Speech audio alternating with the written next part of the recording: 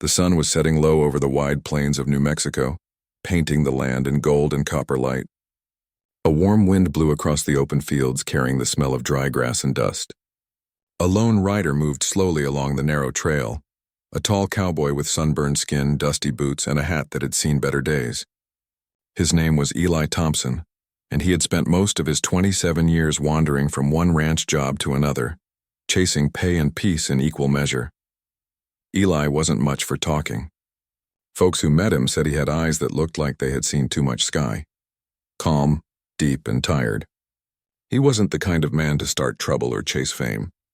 He worked hard, slept under the stars, and kept his promises. That was all. That afternoon had been long. His horse, a brown gelding named Copper, walked with slow, steady steps. The heat shimmered on the horizon. Eli had been riding for hours without seeing a soul. He was heading toward Red Mesa, a small town that lay beside the dry riverbed, hoping to find work at a cattle ranch nearby. As he rode along the dusty trail, he noticed something unusual. Off to the right, near a rocky slope, a figure was moving slowly. Too slowly. At first he thought it was a coyote or maybe a deer, but as he got closer he realized it was a person, an elderly woman bent under the weight of a large clay pot. She was walking carefully, her feet sinking into the soft sand, her dark dress clinging to her thin frame. Eli slowed his horse and watched for a moment. The woman stopped to catch her breath, wiping sweat from her wrinkled forehead. Her silver hair was tied back with a piece of cloth, and the lines on her face told a story of many summers under the sun. He could tell she wasn't from town. Her clothes were made in the Apache style, simple, handmade with beads and thread that caught the light. She was old, probably close to 50, maybe older, but she carried herself with quiet pride. Eli hesitated. He knew what people in Red Mesa said about helping the native folk. The townsmen didn't trust them. They said the land didn't belong to them anymore. But Eli didn't see enemies. He saw a tired old woman trying to carry water in the heat. And no matter what people thought, he couldn't just ride by. He clicked his tongue and guided Copper closer. The woman turned, startled, her eyes sharp like a hawk's. For a moment, they just stared at each other, the cowboy and the Apache woman. Two strangers standing on the same land, both cautious, both curious. "Ma'am," Eli said softly, tipping his hat. "You need a hand?" She didn't answer at first. She just watched him carefully, her fingers still gripping the handle of the pot. Then in a quiet voice she said, "I carry my own." Eli nodded. "I can see that. But it's a long walk back and the sun's not kind today." He dismounted, stepping closer.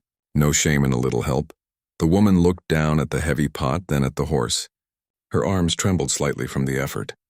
Finally, she gave a small nod. Eli smiled faintly, lifted the pot as if it weighed nothing, and tied it carefully behind his saddle. "Where to?" he asked. She pointed toward a small patch of green near the horizon. "There," she said. Eli climbed back into the saddle and rode slowly beside her. They didn't talk much. The wind carried only the sound of hooves and the distant call of a hawk. But in that quiet, something gentle began to form, a silent understanding. After a while, Eli broke the silence. "Name's Eli," he said. The woman hesitated before replying. "Nashtoiba," she said softly. Her voice was dry but strong. "That's a fine name," Eli said. "What does it mean?" She gave him a small smile, the first sign of warmth since they met. "It means she who walks with the sun," Eli chuckled lightly. "Seems fitting." When they reached her home, Eli saw a small, simple hut built from clay and stone, sitting beside a patch of wildflowers and herbs. Smoke drifted lazily from a small fire pit. A few clay pots and woven baskets were stacked neatly near the doorway. Everything about the place spoke of patience and quiet strength. Eli dismounted and set down the water pot near the door. Nashtoiba thanked him with a nod. Then she motioned toward the fire. "Sit," she said. He hesitated. "I don't want to trouble you." "You helped," she replied. "Now rest," so Eli sat. She poured him a small wooden cup of cool water. It tasted of earth and stone, but it was good. For a while neither spoke. The wind rustled the dry grass and the sky turned orange as the sun dropped behind the hills. Finally, Nashtoiba spoke. "Why you help me?" she asked. Eli thought for a moment. "Because you needed it," he said simply. "And because my mother raised me that way." She studied him, her eyes softening. "Your mother must be wise. Eli smiled faintly. She was. When he finally rose to leave, Nashtoiba handed him a small bundle wrapped in cloth. Inside were a few dried herbs and a strip of leather with small beads sewn into it. For luck, she said. Eli took it carefully. Thank you, ma'am. As he rode away, he glanced back once. She stood in the doorway watching him until he disappeared into the fading light. That night, Eli made camp under the stars. He tied Copper to a mesquite tree and laid his bedroll on the ground. As the fire cracked softly, he took out the little leather charm she had given him and turned it over in his hand. The beads shone faintly in the firelight, red, white, and blue arranged in a simple pattern. He didn't know why, but something about that small gift filled him with peace. Maybe it was her kindness, or maybe it was the feeling that he had done something right in a world that often forgot what right even meant. He tucked the charm into his hatband and leaned back, staring at the stars. The desert was quiet except for the chirping of crickets and the soft sigh of wind. For the first time in weeks, Eli slept easily. The next morning, when he rode into Red Mesa, he noticed the change right away. People stared. A few whispered. One man outside the general store said something under his breath, and the others laughed. Eli didn't understand at first, not until he overheard a ranch hand mutter, "That's the fella who was seen helping the Apache woman yesterday." Eli said nothing. He just tipped his hat and kept riding. Inside, though, a small ache grew. He hadn't done it for attention, and he surely hadn't meant to stir gossip. But in a town like Red Mesa, kindness didn't always earn respect. Still, when he passed the edge of town and saw the hills where Nashtoiba lived, he couldn't help but smile a little. He thought of her words, her calm eyes, her steady spirit. Something about her reminded him that even in a world full of judgment, there were still people worth knowing, and acts worth doing. Eli didn't yet know it, but that small moment of kindness was about to change his whole life. The next morning, the sky was pale blue over Red Mesa. A light breeze rolled through the small town, carrying dust along the wooden sidewalks and the smell of bread from the bakery. Eli Thompson rode slowly down the main street, feeling the eyes of people on him. He had done nothing wrong. He had helped a tired old woman who needed water. That was all. But somehow everyone in town already seemed to know about it. Outside the general store, a few ranch hands leaned against the rail, talking in low voices. As Eli passed, one of them, a tall man with a red beard, gave a short laugh. "Well, look who it is. The Apache's new hero," he said. Eli didn't reply. He simply tipped his hat and kept riding. He had learned long ago that silence could be stronger than words. But still, the whispering followed him down the street like a shadow. When he reached the saloon, he stopped for a drink of water. The place was half full, with men playing cards and talking about cattle and weather. As he stepped in, the room quieted just a little, enough for him to notice. Behind the counter, Tom Hargis, the saloon owner, wiped a glass with a cloth and gave Eli a look that was somewhere between friendly and wary. "Morning, Eli," he said. "Heard you've been busy doing charity work." Eli met his gaze. "Just helped someone carry water, Tom." Tom raised an eyebrow. "Yeah, well, some folks don't see it that simple." Eli didn't want trouble. He just nodded and asked for a cup of coffee. He sat in the corner, quietly sipping as the other men went back to their talk. He could feel their glances now and then. It wasn't anger, and more like curiosity mixed with disbelief. In towns like Red Mesa, people didn't often cross certain lines. There were invisible walls built from old stories and fears, and most folks didn't question them. When Eli finished his coffee, he left a few coins on the counter and walked out. Outside, the day was growing hot again. He decided to visit the ranch on the edge of town where he'd been hoping to find work. The ranch was owned by Mr. Clements, a fair but strict man who had known Eli from past seasons. Eli rode up to the corral where Clements was checking a fence. "Morning, sir," Eli greeted. Clements looked up. "Morning, Eli. You looking for work again?" "Yes, sir. I can start right away." Clements paused, studying him for a moment. Then he sighed. "Eli, I'd be glad to have you. You're one of the best hands I've ever had.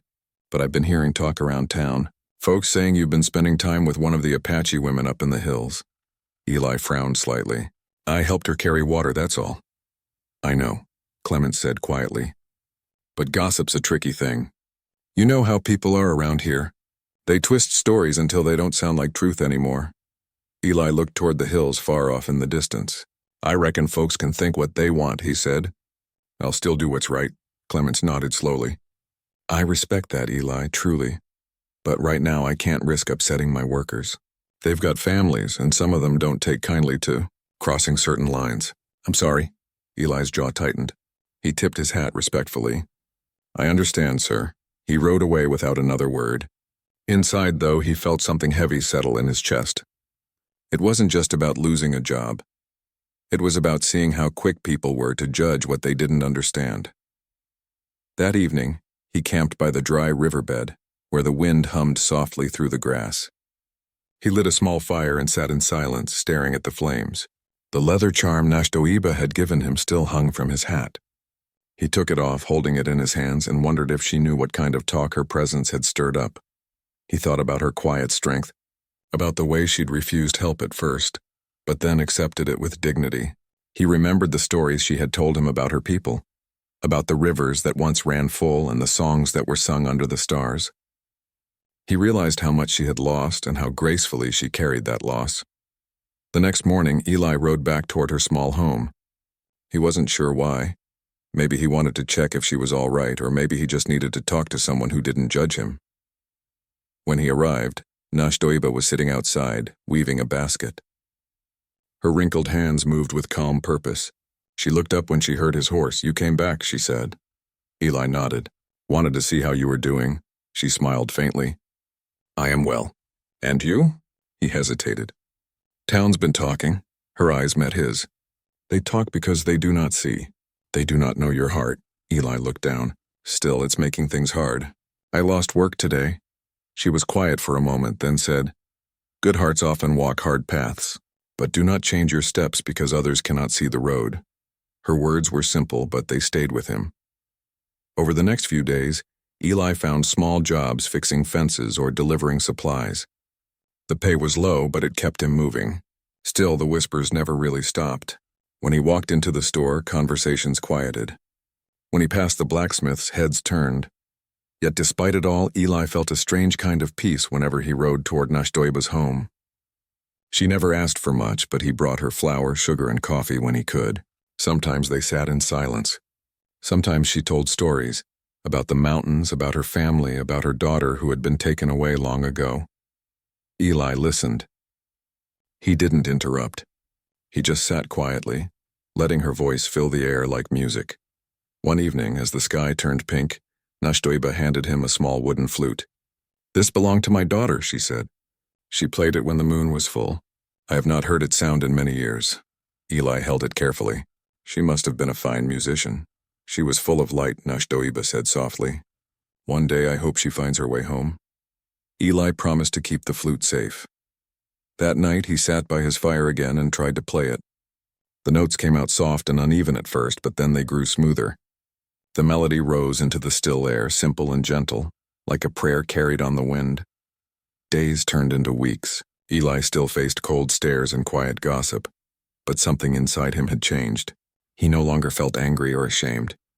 He began to understand that kindness didn't always come with praise.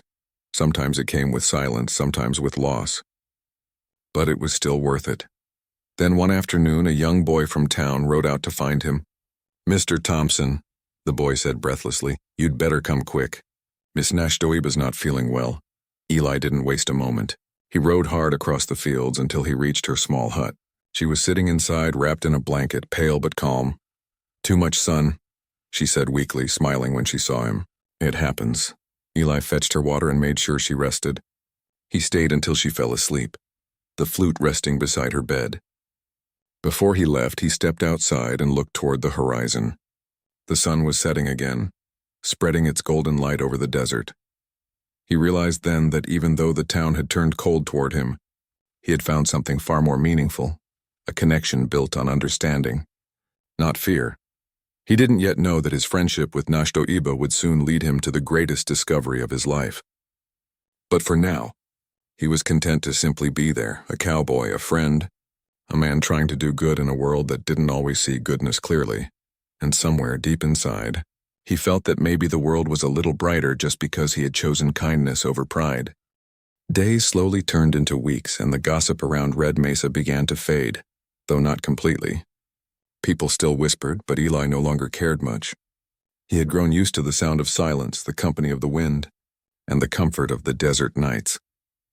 He often found himself riding toward Nashdoiba's small home, not out of duty anymore, but because he enjoyed being there. She had a way of speaking that made the air feel calmer, like her words carried wisdom hidden beneath their simplicity. One afternoon, the air was still and the sky bright. Eli brought her a small bag of flour and some sugar he had bought from town. Nashdoiba smiled as he handed it over. "You ride long for this," she said kindly. "It's no trouble," Eli replied. "You make better bread than anyone in Red Mesa." She chuckled softly. "Then you must not eat much in Red Mesa." Eli laughed too, and for a while they shared an easy quiet. Later, as the sun began to sink, Nashdoiba sat by the fire and motioned for Eli to sit with her. The orange light painted her face with warmth. Her eyes looked tired but gentle. "I want to tell you something," she said softly. Eli listened carefully. "Many seasons ago," she began, "I had a family, a husband and a daughter. My husband passed when I was still young. My daughter, Tan, was all I had left. She was bright, full of laughter, and her hands could make music out of the air." She paused, her gaze far away as if she was watching her memories unfold across the horizon. "One day," she continued slowly, "when the sun rose red, men came through our land. They took many things, and food, blankets, horses. They took people too. In the confusion, my daughter was taken. She was only 10. I searched for her for years, walking from one camp to another, asking, waiting, praying." Eli felt his throat tighten. "You never found her?" Nashdoiba shook her head gently. "No, the world is wide and the years are long, but a mother's heart never forgets. I still see her face in my dreams. Sometimes I think the wind carries her voice." Eli was quiet for a long time. The fire crackled softly between them. He thought of the little wooden flute she had given him, the one she said belonged to her daughter. He now understood why she treasured it so much. He finally said, "If she's still out there, I'll find her." The old woman looked up sharply, surprised. "You?" Eli nodded.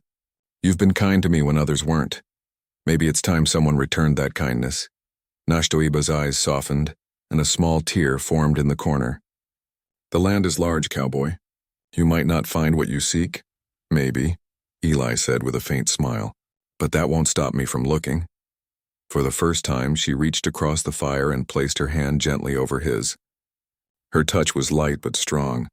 "Then may the spirits guide your steps," she whispered.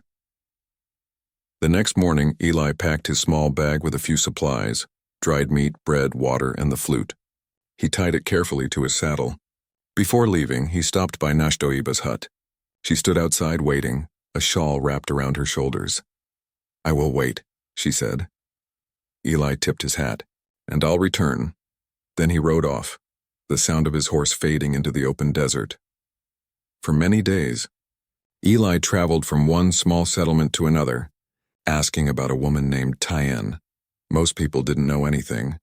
Some shrugged, some gave directions that led nowhere. Still, Eli didn't give up. In every town, he visited markets and trading posts. He showed the wooden flute to old women and travelers, asking if they had seen one like it before. Most shook their heads. One evening, in a small mining town called Silver Creek, he stopped at an old trading station. The owner, a man named Henry Lowe, was sorting goods behind the counter. "Looking for something?" Henry asked. Eli nodded. "A woman, an Apache. Name's Tan. Might be around 30 now. Used to play music." Henry rubbed his chin. "Tan, huh? Can't say for sure, but there's a woman at the miners' camp up north. Works as a cook. Folks say she hums strange tunes at night. Sounds like flute songs, they say." Eli felt his heart beat a little faster. "You think she's Apache?" "Could be," Henry said. "She keeps to herself mostly. Real kind woman, though." Eli thanked him, bought some supplies, and set off at dawn. The trail north was rough, rocky hills and dry valleys, but hope pushed him forward. After a full day's ride, he reached the miners' camp. Smoke rose from a few small fires, and the sound of men talking and tools clinking filled the air. Eli dismounted and looked around. Then he heard it, a soft melody drifting through the air. It was gentle, almost like the wind itself was singing. He followed the sound until he reached a small cabin. A woman stood outside, humming as she stirred a pot over the fire.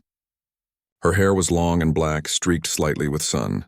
Her face carried both strength and sadness, and when she turned, Eli could see the resemblance. The same eyes as Nashtoiba. "Excuse me, ma'am," he said, stepping closer. "Are you Tyann?" The woman looked at him carefully, unsure. "Who wants to know?" "My name's Eli Thompson," he said. "Your mother, Nashtoiba, she's alive." For a moment, everything was still. The woman's hands froze and the spoon slipped from her fingers into the dirt. "My mother?" she whispered, her voice trembling. "She's alive?" Eli nodded. "She's been waiting for you. She never stopped." Tyann covered her mouth with her hand, tears filling her eyes. She turned away, breathing deeply as if trying to hold back years of emotion. "I thought she was gone," she said quietly. "They told me everyone was gone." "She's waiting in Red Mesa," Eli said softly. "If you're willing, I'll take you to her." Tyann didn't hesitate. "I'll go," she said. That night, she packed her few belongings, a blanket, a small pouch of beads, and a flute that looked almost like the one Nashtoiba had given Eli. She smiled faintly when she saw his. "My mother made these in pairs," she said. She always said one for the heart and one for the soul. They rode together under the moonlight, the desert quiet except for the soft clop of hooves and the gentle hum of wind. Tyann told him pieces of her life, how she had been taken to work in camps, how kind people had helped her, how she had always kept her mother's songs alive in her heart. Eli listened closely, humbled by her strength. When they finally saw the hills of Red Mesa in the distance, Tyann's eyes filled again. "It's been so long," she whispered. Eli smiled softly. "Some things wait because they're worth waiting for." As dawn broke, painting the land in soft gold, they reached Nashtoiba's small home. Smoke rose gently from the chimney. Eli dismounted first, helping Tyann down. She stood frozen, staring at the hut. Then slowly the door opened, and Nashtoiba stepped out. Mother and daughter looked at each other for a long moment, the years between them melting away in silence. Then Tyann ran forward and Nashtoiba caught her in trembling arms. No words were spoken, only tears and the sound of hearts finding home again. Eli stepped back, his throat tight. He turned his face toward the horizon, giving them their moment. The morning light fell softly over them, a mother, a daughter, and the end of a long search. He had kept his promise. And though he didn't seek any reward, he felt richer than any man alive. Morning sunlight spread softly over the desert hills as mother and daughter held each other for the first time in many years. Nashtoiba's hands trembled as she touched Tyann's face, her fingers tracing every line as if she were memorizing her again. Tyann smiled through tears, whispering words in their native tongue, words filled with love, loss, and gratitude. Eli stood quietly beside his horse, not wanting to interrupt the sacred moment. The wind moved gently around them, carrying the sound of their voices like a prayer. He had seen many things in his years on the trail, but never something so pure. After a while, Nashtoiba turned toward him, her eyes shining with tears. "You kept your word, Eli Thompson," she said softly. "You brought my heart home." Eli tipped his hat, his voice low. "Ma'am, I only followed the road you showed me." Tyann stepped forward and took his hands in hers. "Thank you," she said.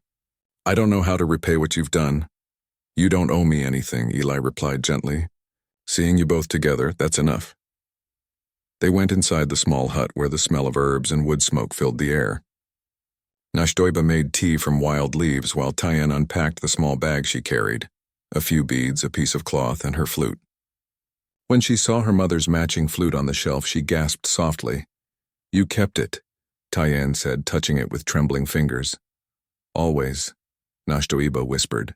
"It was the sound of my hope." That evening, as the sun sank low behind the hills, mother and daughter sat side by side outside the hut. Tyann lifted her flute and began to play. The melody rose into the warm air, soft, sweet, and full of life. Nashtoiba closed her eyes, smiling as the tune carried across the desert. Eli sat near the fire, listening. He felt the music move through him like a memory he didn't know he had. For a long time, none of them spoke. There was no need. The music said everything words could not. The next few days were quiet and full of peace. Tyann began helping her mother around the hut, gathering herbs, mending baskets, and cooking. Eli stayed nearby, fixing the fence and tending the small garden. The three of them fell into a simple rhythm of life, one that felt natural and calm. Sometimes Eli rode into town for supplies, but he noticed something had changed. People no longer whispered as harshly when he passed. Some still stared, but others nodded politely. The story of his kindness had spread, and though not everyone understood, many began to respect him for it. One afternoon, a storm began to build in the distance. Dark clouds rolled over the mountains and thunder rumbled softly like a warning. Eli helped Nashtoiba bring in the baskets and cover the herbs drying outside. Tyan laughed as the wind tugged at her long hair, the sound of her joy brightening the gloomy sky. Then the rain came, not gentle but strong and sudden. Sheets of water poured from the sky, drenching the earth that had been dry for months. The little hut creaked under the force of the wind, and Eli worked fast to keep it steady, nailing extra boards across the roof edges. When the storm finally passed, the land smelled of new life. The dry riverbed had filled with water again, running clear and cool. Tyan stepped outside and raised her hands to the sky, smiling. "The land breathes again," she said softly. Eli watched her, the sunlight catching in her wet hair, and felt something stir in his heart, something warm and unfamiliar. He quickly looked away, focusing on the fence he was fixing, but the feeling stayed with him. In the days that followed, the people of Red Mesa began to speak differently. The same folks who once mocked Eli now told stories of how he had helped during the storm. Some settlers had been trapped by the flooding river, and Eli, along with Tyan and Nashtoiba, had gone out to help them. They brought food, blankets, and even helped repair broken fences and roofs. Tyan's calm presence and her gentle smile touched everyone she met. The townsfolk who once looked at her with suspicion now began to greet her kindly. At the general store, Mrs. Finch, the shopkeeper's wife, even offered Tyan a basket of apples. "For your mother," she said softly. "Tell her the town owes her thanks." Eli saw it all and couldn't help but smile. Change came slowly in these parts, but it had begun. That evening, as the sky turned golden, Tyan and Eli sat outside watching the sunset. Nashtoiba was inside, humming softly to herself. "You've given my mother happiness I thought she would never know again," Tyan said. Eli shook his head. "She gave me more than I ever gave her. She reminded me what real strength looks like." Tyan smiled. "She says the same about you." They both laughed quietly. A comfortable silence followed, filled only by the rustle of the wind and the far call of an owl. Eli turned slightly toward her. "Do you ever think about leaving this place?" he asked. Tyan looked out toward the desert. "Once I did. I thought there was nothing left here for me. But now," she paused, her voice softening, "now I think this land has given me back everything I lost." Eli nodded. "Sometimes the road brings us where we were meant to stay." Their eyes met briefly, and in that moment, something unspoken passed between them. A quiet understanding that their paths had crossed for a reason. As weeks passed, Red Mesa bloomed again. The rain had filled the wells, the crops were growing, and people were in better spirits. Nashtoiba's health, however, began to fade. She grew weaker with each passing day, though she still smiled often. One evening, as the air turned cool, she called Eli and Tyan to sit beside her. The light of the small fire danced across her face. "My time walks near," she said softly. "The sun sets for me soon, but it rises for you both. You have brought peace to my heart." "Don't say that," Tyan whispered, taking her mother's hand. Nashtoiba smiled faintly. "We do not fear the setting sun, my child. It means rest for the soul." Eli felt his chest tighten. "Is there anything you need?" he asked gently. "Promise me something," she said, looking at him with steady eyes. "Promise me you will look after her. Not because you must, but because your heart tells you to." Eli nodded without hesitation. "I promise." Tyan looked at him, tears glimmering in her eyes, and for the first time, she took his hand in hers. That night, Nashtoiba slept peacefully under the stars outside her hut, her daughter by her side and the soft sound of Eli's flute carrying through the night air. When the morning came, the first rays of light fell gently across her face, and though her eyes did not open, there was a smile resting there, calm and eternal. Eli and Tyan buried her on the hill overlooking the valley, where the wind sang softly through the grass. They placed her 2 flutes on the stone marker, one for her heart, one for her soul. For a long time, neither of them spoke. Tyan laid her hand on the grave and whispered something in her native language, a promise of love and remembrance. Eli stood beside her, hat in hand, the morning sun rising behind them. Though sadness filled their hearts, there was peace too, the kind that comes when love has completed its circle. That night, Tyann played her mother's song again. Eli listened, eyes closed, letting the music wash over him. It was soft, hopeful, and filled with light. He realized then that he hadn't just helped two people find each other. He had found a place for his own soul to rest. Weeks passed after Nashtoiba's passing, but her presence never really left. The little home on the hill still felt alive with her spirit. The wind that whispered through the grass seemed to carry her gentle voice, and every sunset painted the sky in the same warm colors she loved so much. Tyann kept her mother's garden growing. The herbs she had once planted continued to thrive: mint, sage, and wild lavender. Each time Tyann touched the soil, she felt close to her mother again. Eli helped her build a small wooden fence around the garden and repaired the roof of the hut before the next rain came. Life slowly found a new rhythm. The quiet between them was never empty. It was peaceful. Sometimes they would sit outside together, drinking tea, talking about the past, or simply watching the stars appear one by one in the darkening sky. Eli had changed since the day he first met Nashtoiba. He had come to Red Mesa as a wanderer with no home and no reason to stay. But now, for the first time in his life, he felt like he belonged somewhere. One evening, as the air cooled and the desert turned shades of gold and violet, Tyann sat near the fire, weaving a new basket. Eli sat nearby, sharpening his tools. The sound of the crackling fire mixed with the rustle of wind through the grass. "Eli," Tyann said softly after a long pause, "when my mother was alive, she used to tell me that people meet for reasons the world may never explain. Do you believe that?" Eli looked up, thoughtful. "I think I do," he said. "If you'd told me a year ago I'd be here, helping your mother and finding her daughter, I wouldn't have believed it. But now I think maybe everything that happens leads us where we need to be." Tyann smiled. "Then maybe you were meant to come this way." Eli felt warmth rise in his chest. Maybe we both were. They sat in silence for a while. The moon rose above the desert, soft and silver, and the world seemed at peace. Over the months that followed, the people of Red Mesa began to visit more often. Some came for Tyann's herbal remedies, others just to talk. She treated everyone with kindness and patience, never turning anyone away. Eli often helped them repair tools or build fences, while Tyann offered them healing herbs. Slowly, the line that had once divided the townsfolk and the Apache people began to fade. Children who used to hide behind their parents now came running to the hut to listen to Tyann's stories about stars and rivers. Eli often watched her tell those tales with a quiet smile. Her voice had a way of making everyone feel safe. One day, Mr. Clements, the ranch owner who once refused Eli work, rode up the hill. He dismounted awkwardly, holding his hat in his hands. "Eli," he said, his voice uneasy, "I came to say I was wrong.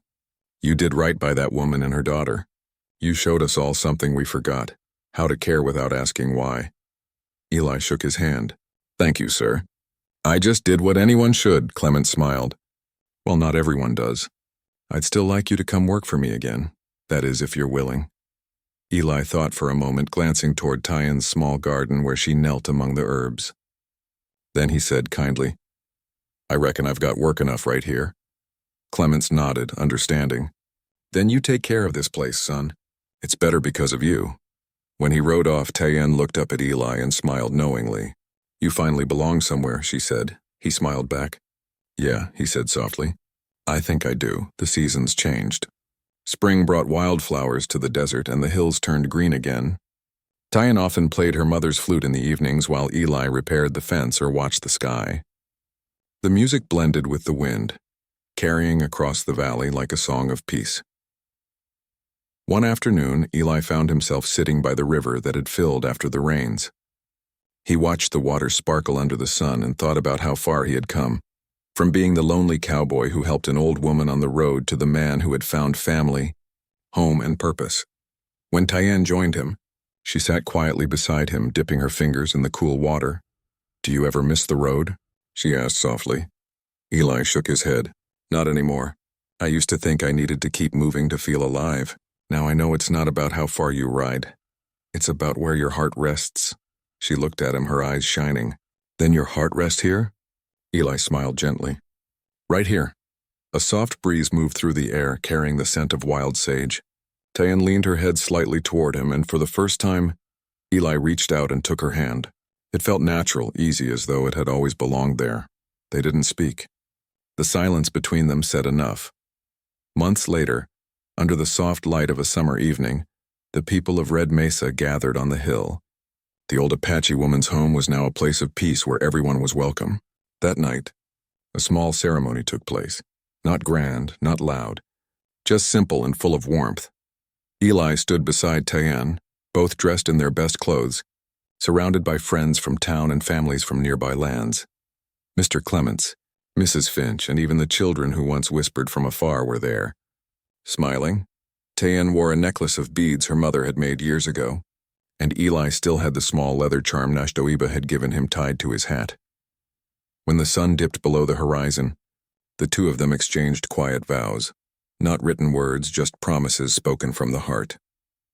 Promises of honesty, respect, and love that would last as long as the stars shone above their desert home. The wind carried their words away, scattering them gently across the valley like blessings. After the small gathering ended, Eli and Tayan sat together outside their home. The sky was filled with stars and the air was still. Tayan took out her flute and played the melody her mother had taught her. Eli listened, eyes closed, feeling peace wash over him. When she finished, he said softly, "Your mother would be proud." Tayan smiled, tears glimmering in her eyes. "She's here," she said, placing a hand over her heart. "She never really left," Eli nodded. "You're right. She's in the wind, in the sound of that flute, in this land she loved." They sat quietly watching the moon rise. The desert stretched endlessly around them, vast, silent, and beautiful. Eli thought about all that had happened. He had once been shamed for helping a stranger, mocked for showing kindness, but that single act of compassion had led him to something far greater: love, peace, and a home he had never known he was searching for. Life has a way of rewarding the heart, he thought. Not with riches, not with praise, but with the simple gift of belonging. As the night deepened, the sound of the flute rose again, soft and full of hope. The stars above seemed to shine brighter, as if they too were listening. And there, under the vast sky of Red Mesa, the cowboy who once walked alone finally found his forever place, beside the woman whose laughter healed his heart, in the land that had turned his sorrow into strength, and in the memory of the mother who had brought them both together. He smiled, tilting his hat back as he looked toward the horizon. "Thank you, Nashdoiba," he whispered. The wind answered softly, like a familiar voice carried through time, gentle, warm, and full of peace. And in that quiet, Eli knew he was home.